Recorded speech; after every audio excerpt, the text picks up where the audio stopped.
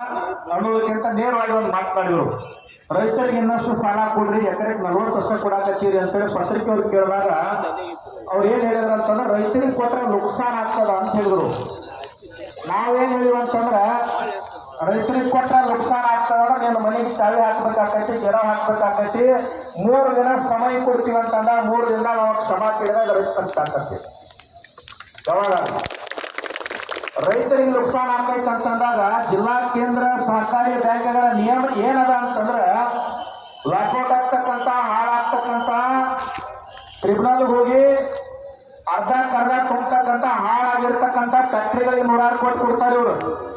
ಒಂದು ಸಣ್ಣ ಉದಾಹರಣೆ ಹೇಳ್ತೀನಿ ನಿಮಗ.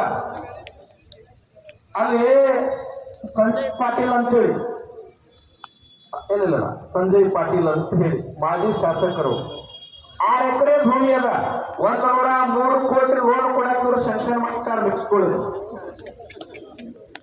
ಹಾಳಾಗಿರ್ತಕ್ಕಂಥ ಒಂದು ಕಾರ್ಖಾನೆಗೆ 5-6 ಬ್ಯಾಂಕ್ ಒಂದ ಜಿಲ್ಲಾ ಕೊಡಕ್ಕೆ ಬರಂಗಿಲ್ಲ ಸರ್. ಇದು ಬಾಗಲಕೋಟೆ, ಬಿಜಾಪುರ, ದಾವಣಗೆರೆ, ಬೆಳಗಾವಿ, ಧಾರವಾಡ 6 ಬ್ಯಾಂಕ್ ಕೂಡಿ 300 ಕೋಟಿ ರೂಪಾಯಿ ಸಾಲ ಕೊಡ್ಬೋದು. ಬ್ಯಾಂಕರ್ಸ್ಗಳ ಮೀಟಿಂಗ್ ಆಗಿಂದ ಅವ್ರು 300 ಕೋಟಿ ಕೊಡಕ್ಕೆ ಪಾಸ್ ಮಾಡೇ ಬಿಟ್ಟಾರ.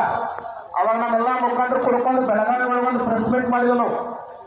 ಏನು ಮೆಂಬರ್ಗಳಿಗೆ ಹೇಳಿದ್ವಿ ಅಂದ್ರೆ ಅವ್ರಿಗೆ ಹೇಳೋಕ್ಕಿಂತ ಅಧ್ಯಕ್ಷರಿಗೆ ಒಂದು ಮಾತಾಡಿದ್ವಿ ನಾವು. 700 ಕೋಟಿ ಅಲ್ಲ 7,000 ಕೋಟಿ ಕೊಡ್ಲಿ, ಆದ್ರೆ ನೀನು ಎಲ್ಲಾ ಬ್ಯಾಂಕ್ ಖಾಸಗಿ ವೈಯಕ್ತಿಕ ಆ ಎಲ್ಲಾ ಬ್ಯಾಂಕಿನ ಹತ್ರ ನಿನ್ನ ಹೊಲ ಮನೆ ಆಸ್ತಿ ಪತ್ರ ಅದಕ್ಕೆ ಹಂಚ್ಕೊಡೋದು ಕೊಡ್ಲಿಕ್ಕೆ ನಾ ತುಂಬ್ತಾನ ಅಂತೇಳಿ ಅವಾಗ ನೀನು ಅವ್ರು ಕೊಡ್ಲಿಲ್ಲ ಅಂದ್ರೆ ನಿನ್ನ ಮನೆಗೆ ಚಾವಿ ಹಾಕಿ ವಸೂಲಿ ರೈತಂಗ್ ಮಾಡ್ತದೆ ಅಂತ ಹೇಳಿದಾಗ 1 ರೂಪಾಯಿ ಲೋನ್ ಕೊಡ್ಲಿಲ್ಲ. ಇಲ್ಲಾಂದ್ರೆ 700 ಕೋಟಿ ರೂಪಾಯಿ ಕೊಟ್ಟ ಮುರುಗೋಡು ಮಹಾಂತ ಜಾಗ ಕಟ್ಟಿದ ಬೆಳಗಾವಿ DCC ಬ್ಯಾಂಕ್ ಮುಗಿಸ್ಬಿಡ್ತಿದ್ರು ಸರ್. ನಡೆದಲ್ಲಿ ಹೊಸದ ಏನು ಹೇಳ್ತಾರ ಡಾಕ್ಯುಮೆಂಟ್ರಿ ಹೇಳಕತ್ತೀನಿ ನಿಮಗೆ. ಇಲ್ಲಿ ಏನಾಗ್ಯದ ಅಂತಂದ್ರ ನಮ್ಮ ಬ್ಯಾಂಕು ನಮ್ಮದಿದ, ಮತ್ತೆ ಅದೇ ಯಾವ ಫ್ಯಾಕ್ಟ್ರಿ ನೋಡ್ರಿ 100 ಕೋಟಿ 200 ಕೋಟಿ ಆಗ ಸೆಕ್ಷನ್ ಆಗ್ತದ ಅಂದಿರ್ತಾನ. ಯಾವ್ದೋ ಪಕ್ಷ ನಮ್ಗೆ ಸಂಬಂಧ ಇಲ್ಲ, ಅಲ್ಲಿ ಮುಳುಸೇ ಬಿಟ್ಟಿರ್ತಾರ. ನಮ್ಮಲ್ಲಿ ಬೆಳಗಾವಿ ಜಿಲ್ಲೆ ಒಳಗೆ ಒಂದು 50 ಆಗಿರ್ಬೇಕು ಸರ್.